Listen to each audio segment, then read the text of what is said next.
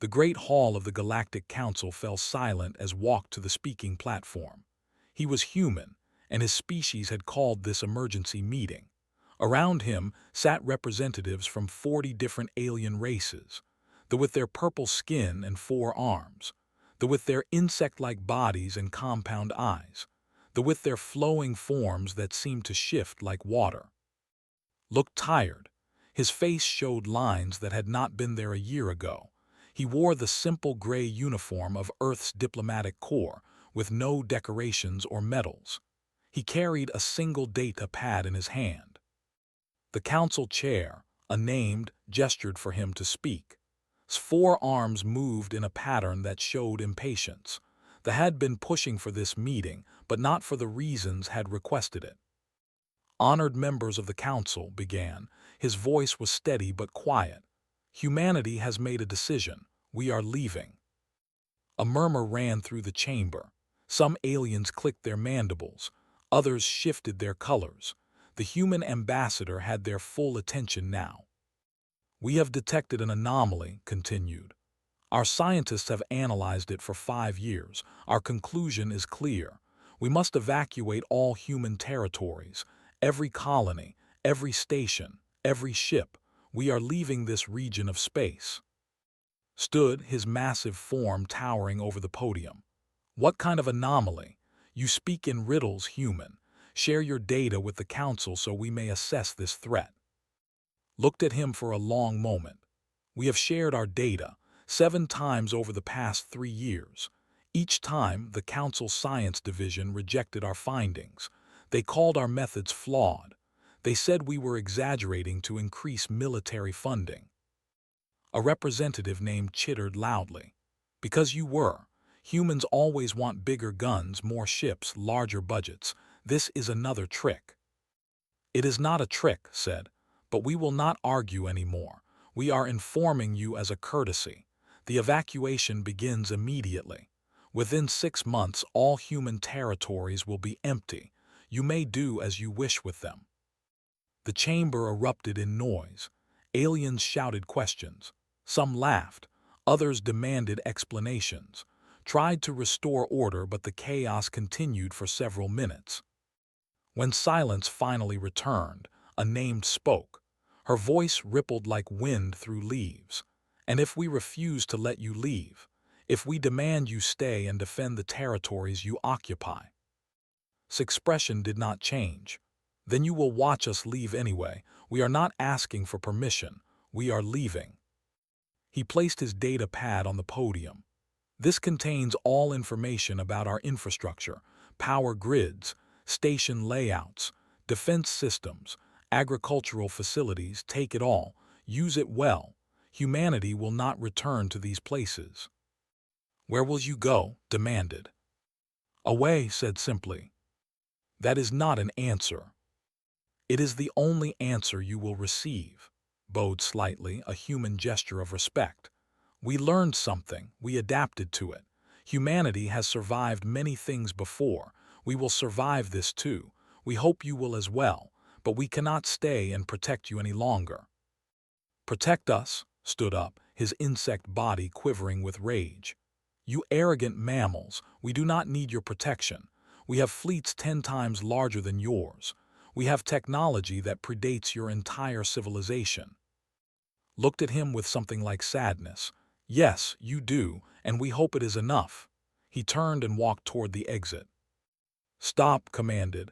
The council has not dismissed you. Paused at the door.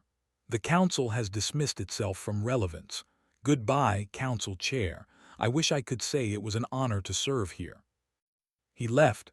The door closed behind him with a soft hiss. For a moment no one spoke, then slammed one of his fists on his desk. Let them run. Let the cowards flee. We will take their worlds and their stations. Humanity was always weak. They hide it behind their guns and their walls, but now we see the truth. They are afraid. Many in the chamber agreed, clicked his mandibles in approval, remained silent, her form shifting uncertainly. Over the next 6 months, the council watched with instruments and sensors as humanity evacuated. It was like nothing they had ever seen. Billions of humans moved with perfect efficiency. Giant transport ships appeared from deep space, vessels so large they dwarfed anything the Council races had built. They loaded people, equipment, supplies, and even genetic samples of Earth's animals and plants. A human engineer on one of the last stations to evacuate looked back at the place she had called home for 10 years. "It's strange," she said to her colleague, "leaving everything behind. Check their evacuation pod systems. We're not leaving everything, we're taking what matters, the rest is just stuff." "Will they be okay?" asked the Council races. Was quiet for a moment. "I don't know, I hope so, but they wouldn't listen, we tried." The station's lights flickered off as the last power core shut down. In the darkness, its pod launched toward the massive colony ship waiting in orbit. Across human space, the same scene repeated thousands of times. Lights going dark, stations going silent, ships jumping to unknown coordinates and disappearing. On Earth itself, the last human looked back at the blue planet from the observation deck of the final evacuation ship. Her name was Bora, and she had been born in the shadow of Mount. She touched the window glass gently. "We'll come back someday," she whispered, "when it's safe, when the storm passes." But she knew it might be centuries, or never. The ship jumped to hyperspace and Earth was left behind, empty, silent, waiting. The Council's colonization fleets arrived 3 weeks later. Himself stood on Earth's surface in the empty city that had been called Sol. Buildings stood intact, power grids hummed, everything worked perfectly, but there was not a single human anywhere. "They really left," said beside him. "Cowards," repeated, but his voice held less certainty now. In the abandoned buildings on computers that still functioned, the same message appeared on every screen. "We learned. We adapted. We survived before. We will again." Ordered, the message erased, but it kept reappearing, no matter how many times they deleted it. In the darkness between stars, the human fleet moved silently away, carrying the last ember of Earth's fire into the void. 5 years had passed since the humans left, sat in his small office on the military station orbiting what used to be called Mars. He was young for only 30 cycles old, but he had been assigned an important task. The Council wanted to understand human military doctrine. They wanted to know why humans had built such large fleets when they faced no major enemies. Had spent months reading human records. The files were vast, detailed, and confusing. Humans kept records of everything, every patrol route, every incident, every anomaly. The sheer volume of data was overwhelming. He leaned back in his chair, his 4 arms rubbing his tired eyes. On his screen was a map of what used to be human space. It showed patrol patterns from the last 50 years. Red lines crisscrossed the map in complex webs. "This makes no sense," he muttered. "Why patrol empty space so heavily?" His supervisor, an older named, entered the office. "Find anything useful?" "Maybe," said. "Look at this." The humans maintained 847 permanent patrol routes. They rotated ships through them constantly. Some routes were patrolled every single day for decades. Skin shifted to a thoughtful purple. Excessive. Were they paranoid? "That's what I thought at first, but look here." Brought up another file. Incident reports. Every time a patrol detected something unusual, they logged it. Pirates, smugglers, strange energy readings, derelict ships, unknown objects. "All militaries do this." "Yes, but look at the response times. When humans detected pirates, they responded within hours. Always. And look at the success rates. 97% of all pirate operations in former human space were stopped before completion." Moved closer to the screen. "Impressive efficiency." "Now look at this." Pulled up current Council data. "Since we took over these territories 5 years ago, pirate activity has increased by 420%. Our response time averages 3 days. Success rate is 41%. The room was quiet except for the hum of computers. "Send this to Fleet Command," said finally. "We need more ships on patrol." But ships were the problem. The Council had 40 member races, and each wanted to patrol their own territories first. Former human space was vast, and no single race wanted to dedicate enough resources to properly defend it. The humans had protected an enormous region with surprising efficiency. The Council was learning that this was harder than it looked. Continued his research. He found something else in the human files, references to dead zones. These were regions of space marked with warnings. The human files said these areas were dangerous and should be avoided. The Council had dismissed these warnings as human superstition. Then found the detailed reports. The dead zones were not natural phenomena. They were locations where something dangerous existed, something the humans had been actively suppressing. He brought this to immediately. "Sir, we have a problem." Read the file, his skin color shifting through several worried shades. "This cannot be correct. It says the humans were maintaining containment protocols around 47 different threats, active threats that required constant monitoring." "That's what the files say. Look at this one. Dead Zone 23. The humans called it the Sleeper. They had a station there with 500 personnel. They were running some kind of suppression field 24 hours a day for 80 years. Where is this zone?" "Check the coordinates. Sector 447, about 3 light-years from the new colony on Prime." "Have our people found the human station?" "Yes, they shut it down 6 months ago.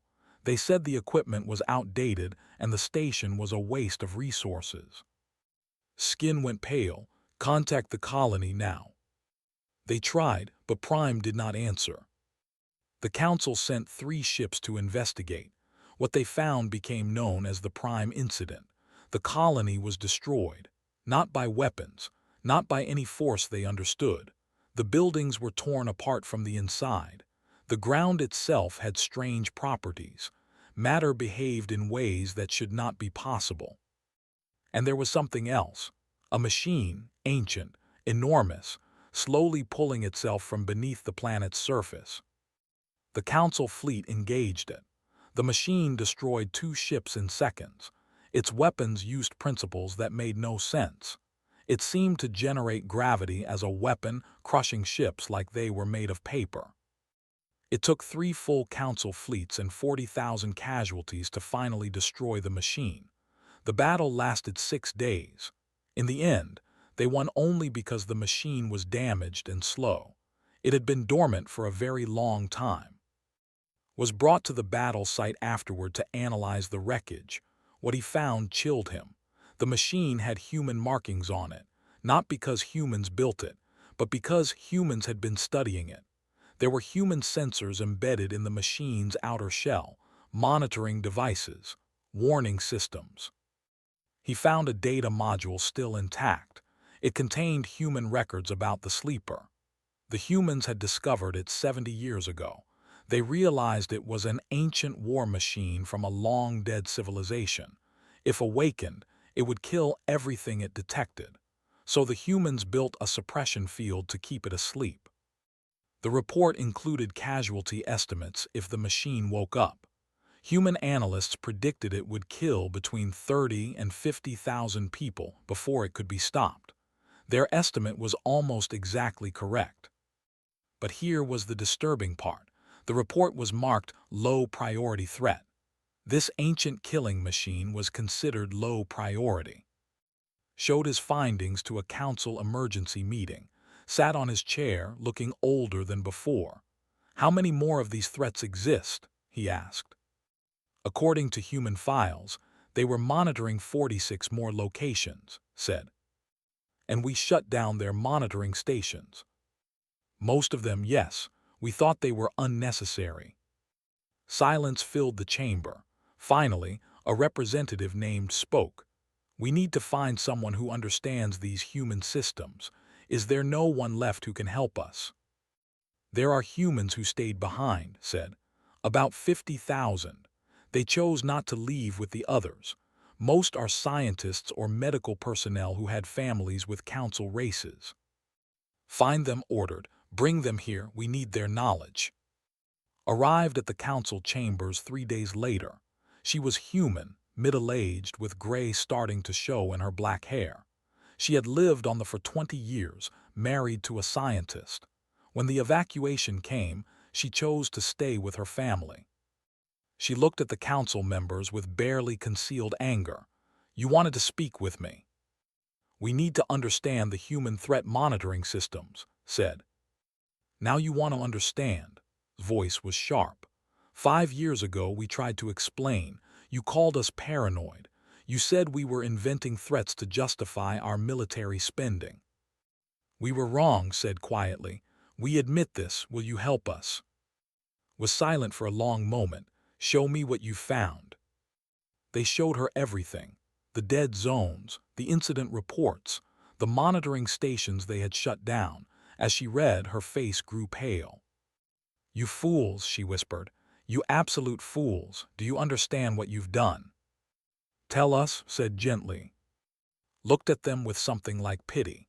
Humanity was not maintaining a military for show. We were fighting a war, every single day. A war you never saw because we never let it reach you. We were the shield you did not know you needed. Can you help us restart these monitoring systems? Asked. Some of them, maybe, but it might already be too late. These things do not wake up slowly, and there are worse things out there than the sleeper. Felt cold despite the warm room, worse things. Pulled up a human file. Dead Zone 7, we called it the Swarm. Humanity has been fighting it for 300 years. We never told you because we were winning. Barely, but winning. Where is it? Asked. Approaching from deep space. It will reach Council territory in about 7 years. She looked at them all. Unless something has changed, unless our departure affected the balance, then it could arrive sooner. The Council chamber fell silent. Outside, in the former human territories, pirate ships raided another colony. In deep space, old warnings flickered on abandoned stations, and somewhere in the darkness, ancient things began to stir. 12 years after humanity vanished, stood on the bridge of his flagship, watching 11 star systems die on his tactical display. He was one of the youngest fleet commanders in Council history. He had earned his position through skill and courage, but nothing in his training had prepared him for this. The enemy was called the Swarm, had warned them 7 years ago. The Council had tried to prepare. They had sent scout fleets, built defense stations, created weapon systems based on fragmentary human data. It was not enough. The Swarm did not travel like normal ships. It moved through dimensions the Council barely understood. It appeared in systems without warning, erupting from empty space like a wound opening in reality. Each swarm unit was the size of a small moon, made of something that looked like metal but behaved like living tissue. They consumed everything. Planets, ships, stations, even asteroids. They broke matter down into energy and used it to spawn more units. Fleet status, commanded, trying to keep his voice steady. His tactical officer, a named Shen, reported in a shaken voice. 7 battleships lost, 19 cruisers destroyed. Fighter squadrons are at 30% strength, sir. We cannot stop them. Watched as another battleship on his screen exploded silently. The swarm units moved with terrifying efficiency, their weapons ignoring shields and cutting through armor like it was nothing. The Council fleet had started with 90 ships. Now they had 43, and the swarm had lost only 6 units out of hundreds. Order a fighting retreat, said. Fall back to the Nexus line. We need to buy time for evacuation. The fleet began its withdrawal, but knew the truth. They were not retreating to a defensive position. They were running, and the swarm was following. In the 12 years since humanity departed, the galaxy had changed in terrible ways. The swarm was only the worst problem. There were others. Pirates now controlled entire sectors. 3 civil wars had erupted over former human territories. Unknown alien species, kept at bay by human patrols, now raided Council worlds freely, and the dead zones that humanity had suppressed were waking up, one by one. The galaxy was collapsing. Trade routes that had been safe for centuries were now dangerous. 67 member species had petitioned the Council for emergency protection, but the Council had no protection to give. Their fleets were stretched impossibly thin, fighting a dozen different threats at once. Made it back to Council headquarters 3 days later. His fleet had lost another 12 ships during the retreat. The swarm had finally stopped pursuing, but only because it was busy consuming the systems it had already taken. He found in the research wing, working with another human who had stayed behind, was younger, a biologist who specialized in. Together, they were trying to recreate human anti-swarm weapons from incomplete data. Did the plasma charges work? Asked immediately. Mandibles clicked in the negative. They damaged one unit, barely. We need the original human weapons, the ones from their records. We cannot build them, said tiredly.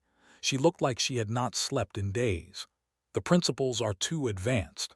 Humanity spent 100 years developing these weapons. We have been trying for 7 years and we do not understand even half of it. Then we need humanity to return, said. Can we contact them? We have been trying, said. Every day, every frequency. They do not answer. Either they cannot hear us or they are choosing not to respond. Or they are too far away, added quietly. They might be in the intergalactic void by now, beyond the range of any communication we have. Sat down heavily. His exoskeleton ached from exhaustion.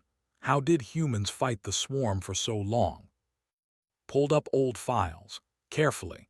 They never fought it head-on like we just did. Look at these records. When the swarm approached a system, humans evacuated everything valuable first. Then they used specialized weapons to target individual units. Kill one, retreat, hit another from a different angle. It took weeks or months, but they whittled down swarm incursions until the remaining units to deep space. We lost 7 battleships trying to kill 6 units, said. Humans killed dozens with small strike teams. Because they knew how, said. They had been fighting this enemy since before the Council even existed. They understood swarm behavior. They had weapons designed specifically to penetrate swarm matter, and they had something else. What? Asked. Determination, said softly. Humans knew if they lost, the swarm would reach Earth, so they never lost. They could not afford to. Looked at the star maps on the wall. Red zones marked swarm activity. Yellow zones marked other threats. Green zones showed safe territory. There was almost no green left. How much time do we have? He asked. Before what? Replied. Before we lose everything. The 2 human women looked at each other. Finally spoke. 5 years, maybe 10 if we are lucky. The swarm is accelerating. It is consuming resources faster than before, almost like it knows humanity is gone, like it was waiting for the defenders to leave. That is not possible, said. The swarm is not intelligent. We do not know what it is, said. Humans studied it for 3 centuries and still did not fully understand it. They only knew how to fight it. There is a difference. A message alert blinked on the console. Opened it. His body went still as he read. What is it? Asked. Council chair is calling an emergency session. Another dead zone has breached. This one is worse. They rushed to the council chamber. The room was in chaos. Representatives from dozens of species were shouting, their voices blending into a cacophony of fear and anger. Stood at the center, older and weaker than remembered. The leader's skin had faded to a sickly gray. Order, shouted. We must have order. The room quieted slowly, brought up a holographic display. It showed a region of space that human files had called Dead Zone 1. The humans had assigned their most experienced teams to monitor it. They had maintained a battle station there with 5,000 personnel. The council had shut it down 9 years ago, thinking it was unnecessary. 3 days ago, something emerged from this location, said. His voice was hollow. We do not know what it is. It is not like the swarm. It is not like any threat we have encountered. It simply moves through space, and wherever it goes, reality breaks down. The hologram showed scanner data, a dark shape, impossible to properly image. Around it, space itself seemed damaged. Ships that got too close simply stopped functioning. Their matter became something else, something wrong. 13 ships have been lost investigating this phenomenon, continued. We are calling it the anomaly because we have no better name. It is heading toward the core systems. Nothing we have can stop it or even slow it down. A representative spoke up. What did the humans call it in their files? Was quiet for a moment. Then he said, the first terror. According to human records, this is what destroyed the previous galactic civilization 50,000 years ago. Humanity believed it was dormant. They were keeping it that way with specialized technology we do not understand. When we shut down their station, we removed the restraints. The chamber erupted again. Species blamed each other. Some called for evacuation. Others demanded solutions, but there were no solutions. Looked at, and both women had gone pale. Did you know about this? He asked. We knew there were threats humanity considered extremely dangerous, said, but they never shared details about the worst ones. They said some knowledge was too dangerous. Now I understand why. Raised his voice again. We have sent messages into deep space, calling for humanity's return. We have broadcast on every frequency we know humans used. So far, there has been no response. They are not coming back, said loudly enough for everyone to hear. You need to accept this. Humanity left because they knew what was coming. They tried to warn you. You did not listen. Now you face the consequences alone. You are human, a representative shouted at her. Help us. I am one person, said. Is one person. There are 50,000 humans left in council space. Even if all of us tried to help, we do not have the knowledge or resources to stop what is coming. Humanity was not just individuals. It was a civilization with infrastructure, knowledge, and preparation built over centuries. You dismantled that and drove them away. So we just die? Asked quietly. Looked at him with something like sympathy. I do not know, maybe humanity will answer. Maybe they will send help, but I would not count on it. They asked you to listen. They asked you to prepare. They even offered to take council species with them if you helped build evacuation ships.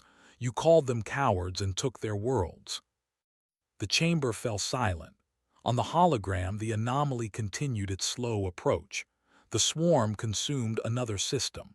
Pirates raided 3 more colonies, and in the darkness of space, more dead zones began to activate. The immune system of the galaxy was gone. Now the infections were spreading, and there was no cure.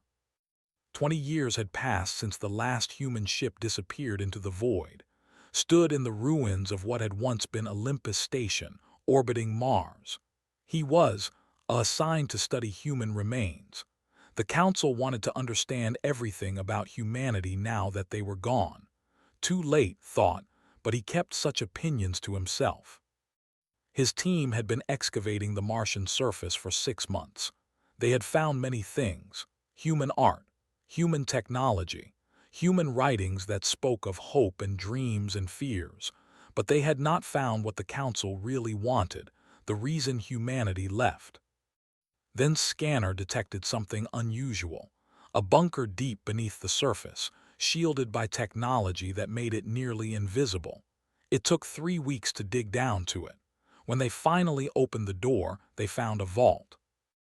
Inside the vault was a single computer system, protected by layers of security that took another week to bypass.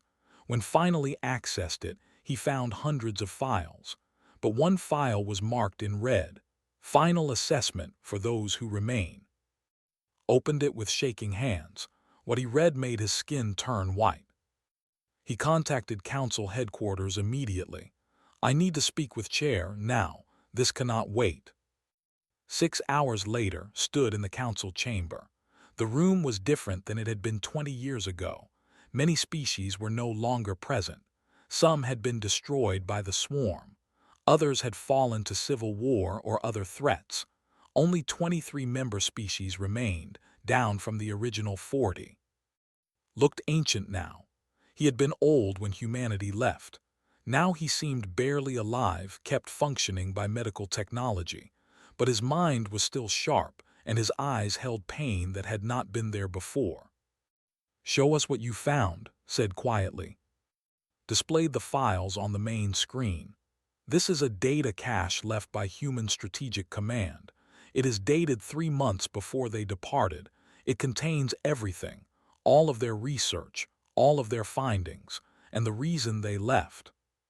He opened the first document.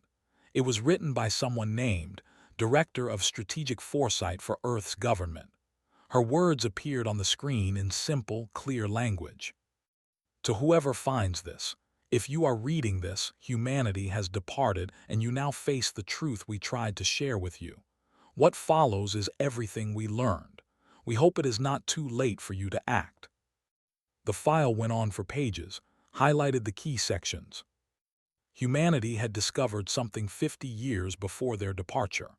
While exploring ancient ruins on a dead world in distant space, they found records of the previous galactic civilization. That civilization had been vast, spanning millions of worlds. They had been powerful, with technology that made current council science look primitive. And then they had been destroyed, completely. In less than a century, every trace of them was wiped away. The ruins humanity found were the only evidence they had ever existed. Human scientists studied the ruins for decades. They found warnings, messages left behind by desperate survivors, and they found a pattern, a cycle of destruction that repeated every 50,000 years. Something came from the dark spaces between galaxies, something ancient and terrible. It swept through, destroying all advanced civilizations, then retreated back into the void. The humans called it the wave. "We calculated when the wave would return," this document continued. "Our best estimates gave us between 30 and 50 years. We tried to warn the council. We presented our evidence 7 times over a 10-year period. Each time we were dismissed." Pulled up the records of those presentations. There they were, human scientists presenting data to council science committees. The committee's responses were recorded too. Insufficient evidence, speculative theories, no immediate threat detected. Humanity is feared to increase military budgets. "So they stopped trying to convince us," said quietly. He was in the chamber too, now Grand Admiral of what remained of council forces, and they started planning to survive on their own. "Yes," said he, brought up the next section of files. "This is Operation Exodus, humanity's survival plan." The files were staggering in their detail. Humanity had been planning for 200 years, ever since they first found hints of the previous extinction. They had built ships in secret, enormous vessels, each capable of sustaining millions of people indefinitely. They had stockpiled resources. They had created mobile agricultural systems, closed-loop ecosystems, and fusion reactors that could run for centuries. They had built a nation that could survive without planets, a civilization of ships that could flee into the empty dark between galaxies, where the wave could not reach them. "The cost was immense," read from the files. "We diverted 30% of our total economy to this project for 2 centuries. We told our people it was for colony expansion. We told the council we were building trade infrastructure. In truth, we were building an ark, or rather thousands of arks." "How many people could they save?" asked. Check the numbers. Their plan was to evacuate all human citizens, 8 trillion people, plus genetic samples of every species on Earth, plus cultural archives. They built enough ships to carry everyone. The chamber was silent. 8 trillion people. An evacuation of that scale was almost impossible to imagine, but humanity had done it. In 6 months, they had loaded their entire civilization onto ships and disappeared. "Did they offer to take us, a representative asked quietly. Found that section. He almost wished he had not. Yes, the offer is documented here. 43 years ago, human leaders met privately with council leadership. They offered to share their plans. They offered to help build evacuation ships for council species. They calculated they could save approximately 10% of the council's population if work started immediately. 10% repeated, better than zero. The council's response is also documented, continued. Council leadership called the human proposal insane. They said humans were trying to create a crisis to gain political power. They accused humanity of attempting to steal resources by convincing other species to build useless ships. They rejected the offer completely and told humans to stop spreading fear. Closed his eyes. Around him, other council members sat in stunned silence. Pulled up the last major document. It was personal log, written the day before humanity departed. We offered to take them with us, she had written. We offered to share everything, the technology, the plans, the resources. We could have saved billions of them, not everyone, not even most, but billions, children, artists, scientists, elders, those who wanted to live. They called us mad. They called us paranoid. They accused us of lying for political gain, and I understand why. The truth was too terrible, the evidence too strange. Accepting it would have required them to change everything about how they lived. It was easier to deny. Now we can save only ourselves. We are taking every human, every dog and cat, every tree we can fit. We are taking our whole world into the dark, hopping to survive long enough to return when the danger passes. May whatever gods they believe in forgive us. We cannot save those who will not see. The final line made his voice break as he read it. We are leaving the lights on. All our infrastructure will remain functional. If any survive what is coming, they can use what we built. It is the only help we can give now. Stood slowly. He looked at the assembled council members. We were offered salvation, and we rejected it because it was too frightening to believe. Humanity was not paranoid. They were not warmongers. They were the only species wise enough to see the danger and brave enough to prepare for it. Can we build evacuation ships now? Someone asked. It has been 20 years. Surely we can do what humans did. Who had been listening from the side spoke up. You would need 200 years. Humanity had that time, you do not. The wave is already here. What? Stood up sharply. The timeline said 30 to 50 years. That was 30 to 50 years from when humanity first calculated it, explained. That was 50 years ago. Add the 20 years since they left. The wave should arrive within the next few years at most. The anomaly said suddenly. She was also present, looking older and more tired than ever. The thing that is breaking down reality, that is not a thing. That is the beginning, the edge of the wave. Understanding dawned on all the threats. The swarm, the dead zones activating, the breakdown of systems. It was not separate problems. It was all one thing. The wave was not a single entity. It was a cascade of destruction, a front of chaos that unmade civilizations. How long? Asked quietly. Checked calculations on her tablet. 5 years, maybe less. The anomaly is spreading faster than our models predicted. When it reaches the core worlds, she did not finish. She did not need to. Looked at his fellow council members. Then we have failed.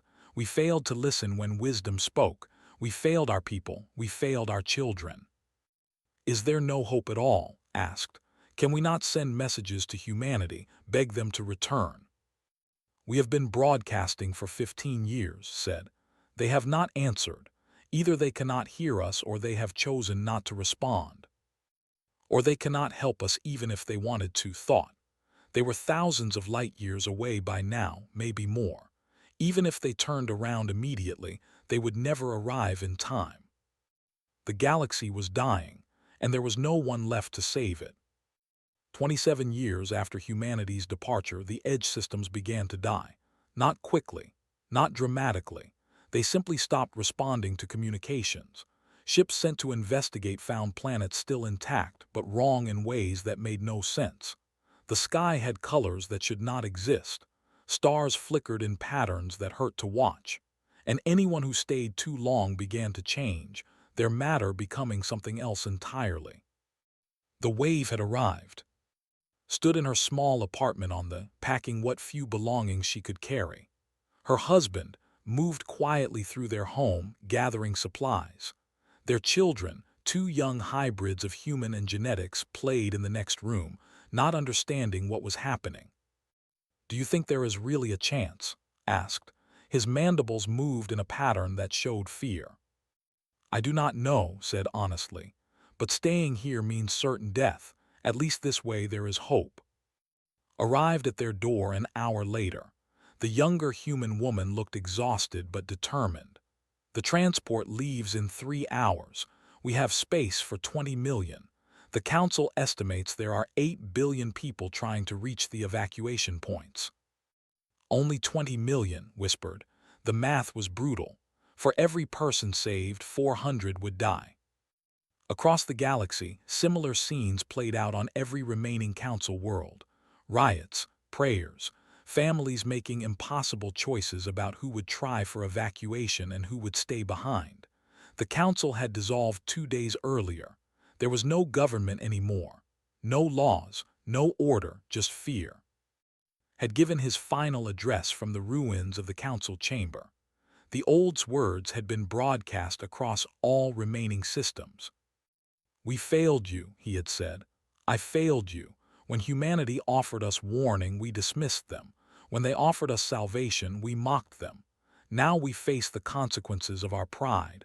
Those who can reach the evacuation points should try. Humanity has sent coordinates. They have offered to take as many as they can. It is more mercy than we deserve." Then had walked to his private chambers and ended his own life. His final words were simple: "I am sorry." The message from humanity had arrived 3 weeks earlier. After 15 years of silence, suddenly there was an answer. A single transmission on the old human emergency frequency had been one of the first to hear it.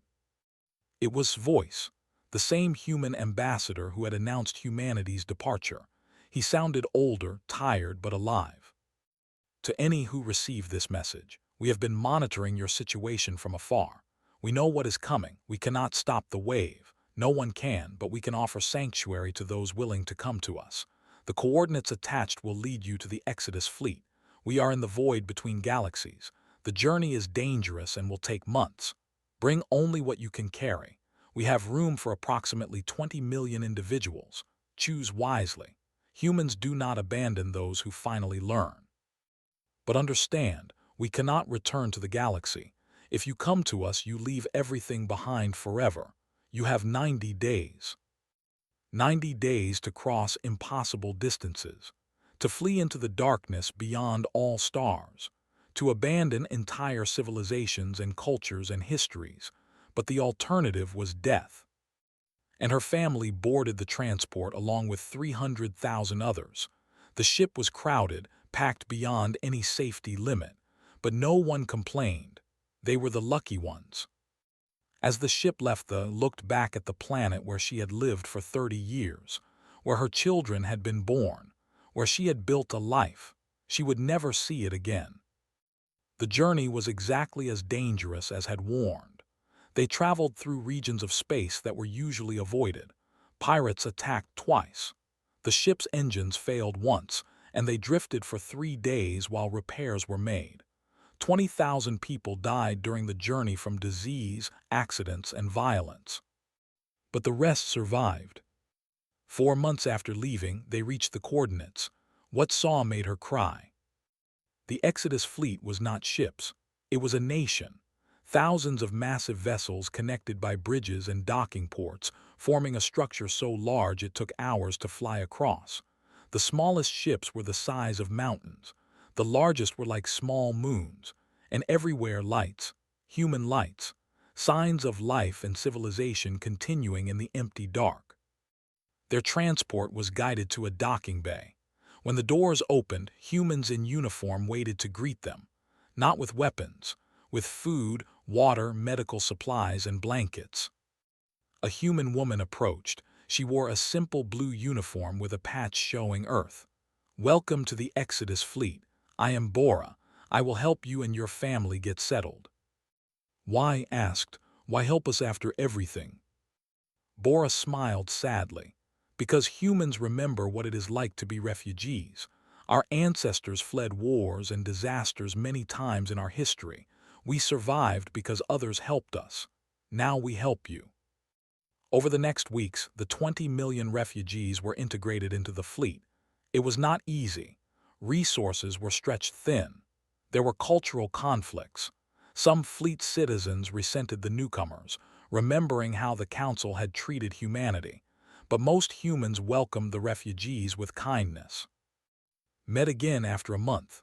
The old ambassador looked ancient now, but his eyes were still sharp. "You stayed behind," he said. "When we evacuated, you chose to stay. I had a family, a life. I could not abandon them. And now you are here, with that same family." "Yes, because you came back for us, even after we rejected you." Was quiet for a moment. He looked out at the darkness beyond the fleet's windows. Humanity has a saying, "We leave no one behind." It is not always true. Sometimes we fail. Sometimes we must make terrible choices, but we try, we always try.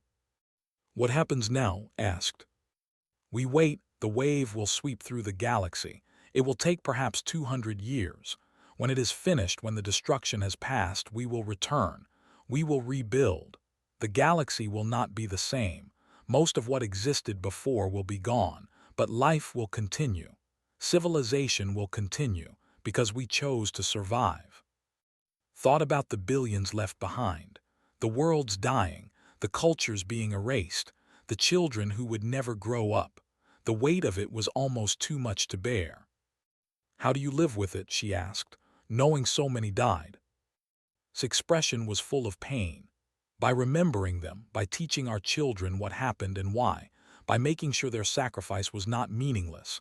The galaxy failed to prepare, failed to listen, failed to adapt. We will not make that mistake again. When we return, we will build something better, something wiser.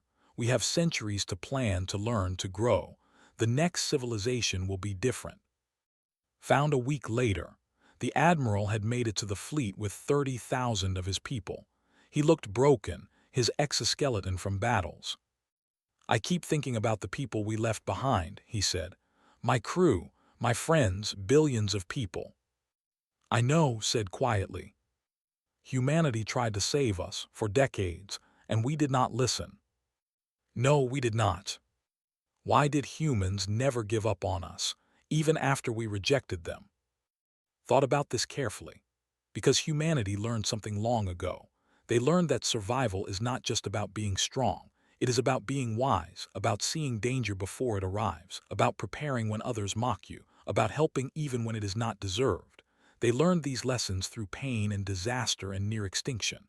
They almost destroyed themselves many times in their history. They almost died from wars, from disease, from environmental collapse. But they learned, and they remembered. And they refused to let others suffer the way they had suffered, even if those others did not appreciate it. The Exodus fleet continued its silent journey through the void. Behind them, the galaxy burned.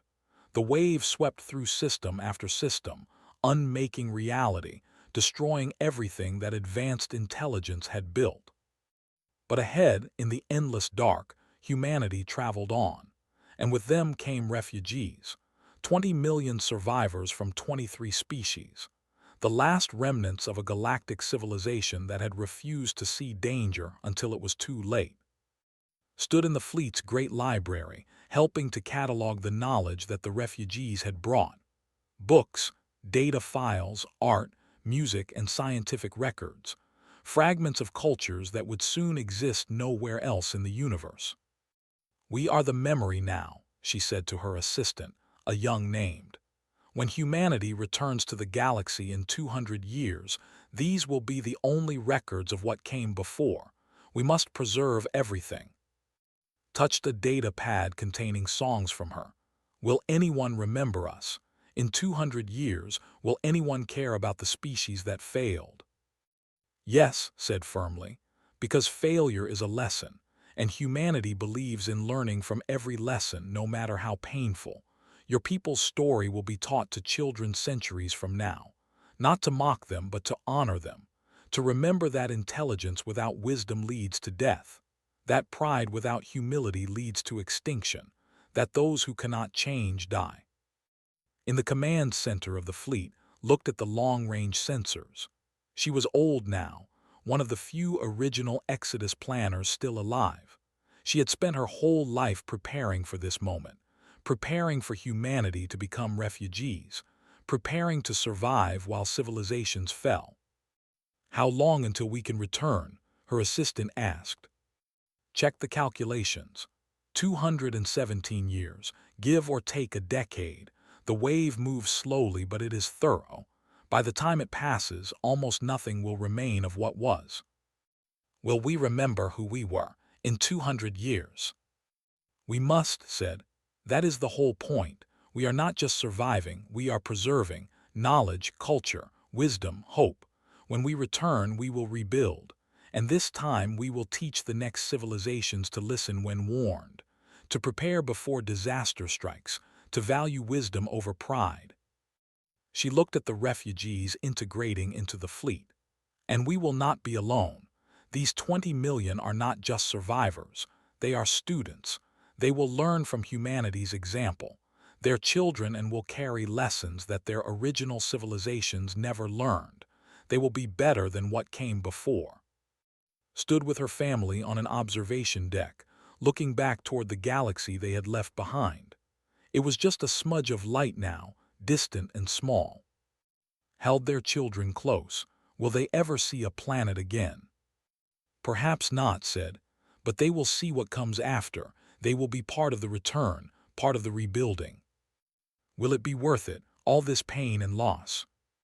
Thought about's final words, about the billions dead, about the civilizations erased, about the terrible price of pride. It has to be, she said, because if it is not, then what was it all for? Humanity understood something that the Council never did. Survival is not about avoiding change. It is about embracing it, about adapting, about becoming something new when the old ways fail. That is what we are doing now, all of us, becoming something new. In the void between galaxies, the Exodus fleet sailed on. Behind them, a galaxy died. Ahead of them, the promise of return, the hope of rebuilding, the dream of a wiser civilization rising from the ashes of the old. And in the darkness, humanity kept watch, as they always had, as they always would, not because they were the strongest, not because they were but because they had learned the hardest lesson of all. The universe does not care about pride. It does not reward arrogance. It only respects one thing, the will to survive no matter the cost. Humanity had that will, and now 20 million refugees were learning to have it too. The Exodus fleet disappeared into the deep dark, and the galaxy fell silent behind them, waiting, sleeping, dreaming of the day when life would return and wisdom would have replaced pride, and the children of survivors would rebuild what their ancestors could not save. The end was not the end. It was only the beginning of something new.